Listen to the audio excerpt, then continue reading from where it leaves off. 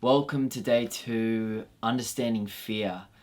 Today is all about understanding what this unconscious resistance is. It's about bringing it into our conscious awareness so that we can start to release it. Oh, by the way, I burnt my face, in case you can see that, so excuse the mark.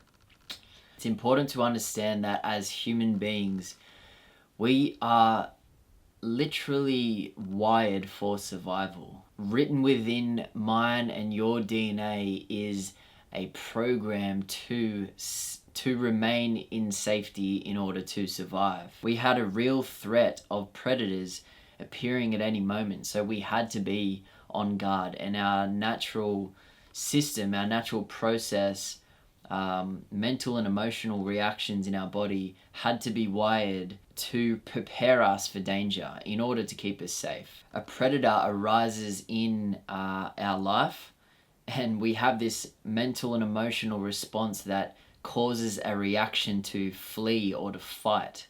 It's a survival instinct. We don't live in that environment anymore. Problem is, our physical anatomy and our DNA is still hardwired for this survival instinct. And when we're setting new intentions and new goals and we're moving into an unknown space, this survival instinct is constantly being triggered. It's trying to tell us to remain in the safety of what we already know so that we can survive. What's important to understand is that we are evolving. As human beings, we are evolving into a different kind of thing.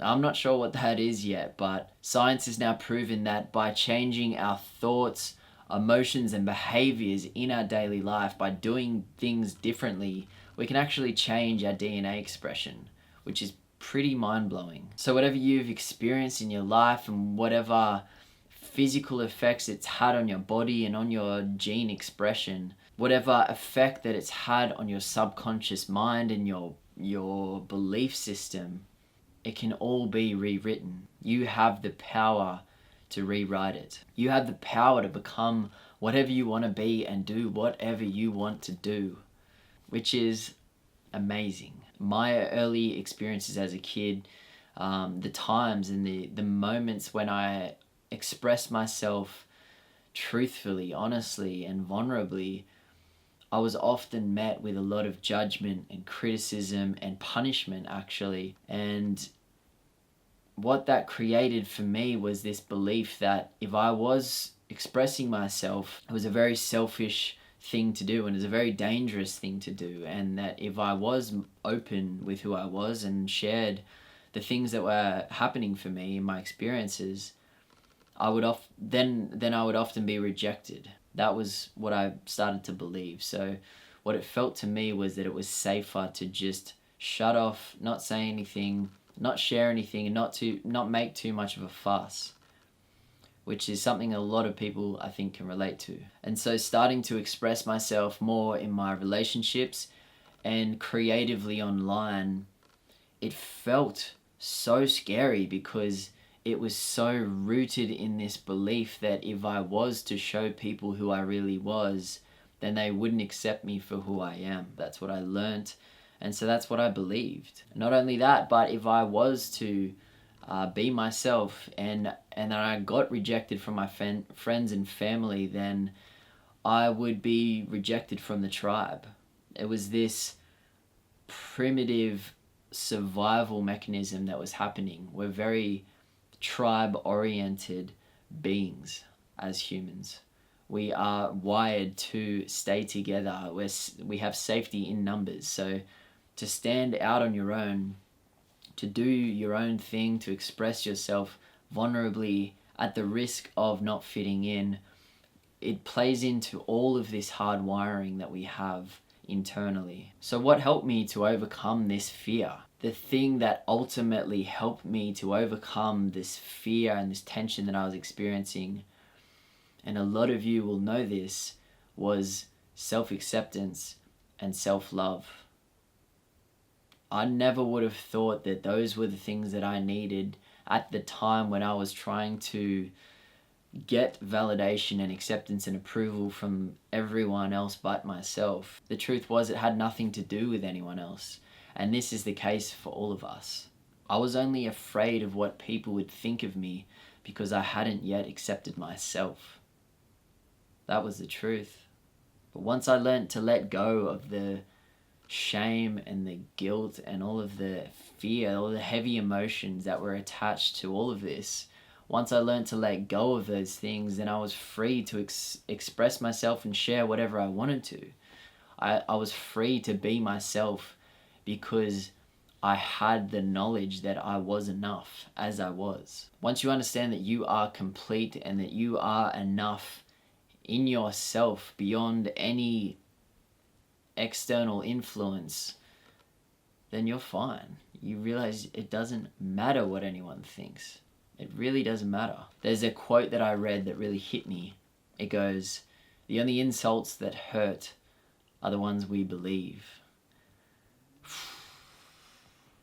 If you're not already familiar with the law of correspondence, the law of correspondence states that the world as you know it, the reality that you live in, is simply just a mirror of your internal state, a mirror of who you are as a person. You've probably heard the expression, as within, so without. This is what the law of correspondence is. As within, so without. It means that when someone's words trigger us, they actually provide an opportunity for us to look within and ask ourselves, why does this bother me? What is this reflecting within me that I believe about myself or that I haven't accepted about myself yet? What is it that I'm afraid of? How is this being reflected to me right now? The application of the law of correspondence in our lives is endless. Honestly, if you have the time, go and read The Kybalion by... I actually have it here. Go and read The Kybalion by William Walker Atkinson. This is the book. Highly recommend you go and read it. It will teach you all about Hermetic philosophy, which is based in universal law. This will tell you so much about yourself and the world. It will really take you to the next level of self-awareness and understanding. Really key knowledge to life. Please go and read it. As I said, the applications of the law of correspondence is huge. But as we are on the topic of self-expression, let's relate it to the fear of judgment. So judgment happens in one of two ways. Either we're judging others or we're receiving judgment from somebody else. And as it applies for our own judgment on other people, it's often the traits and behaviors that we dislike in other people, the ones that we disapprove of, are the aspects of ourselves that we are yet to heal and accept. Stuff is really deep once you start to realize, because every interaction is either an opportunity for you to learn about yourself or to understand the other person very deeply.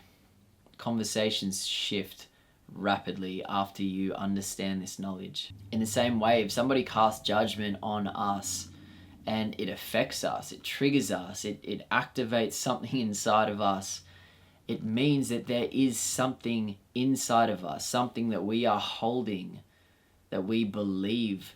It's simply revealing to us something that we are yet to accept or heal in ourselves. A person who has achieved self-mastery is able to look beyond the things that people are saying and understand that it's all just a projection of what we're holding within. They're able to see that the judgment and the criticism that other people project onto us is just their own fears and insecurities that they are yet to heal and accept about themselves. And in the same way, the person that has reached self-mastery really starts to think about what they're saying before they say it, because they don't want to just be projecting their own shit into the world and onto other people. It takes a lot of self-awareness and self-control to really start to come into a place of standing in your truth and not trying to change anyone else or project your stuff onto them. The person who holds this knowledge doesn't allow the opinions and criticism of other people to affect their path. because they understand and follow their own truth, a truth that comes from inside of them. Once you enter this state of awareness, it will create such a rapid shift in your life. You'll realize no matter what situation you're in, it has nothing to do with the other person, but it has everything to do with you. With this knowledge, we become fully responsible for our own lives. And we can take input from other people when it feels right to do so, but we never allow anybody else to be the authority over us. You are creating your reality, and you get to decide what you accept as truth. If you can understand and practice this law, the law of correspondence, in your life will rapidly change. I guarantee that. And by the way, this is just one type of resistance. This is a fear of judgment and criticism.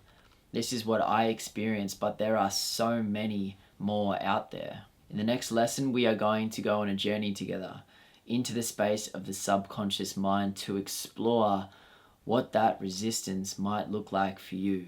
When you're ready, I will see you in the next lesson. Peace.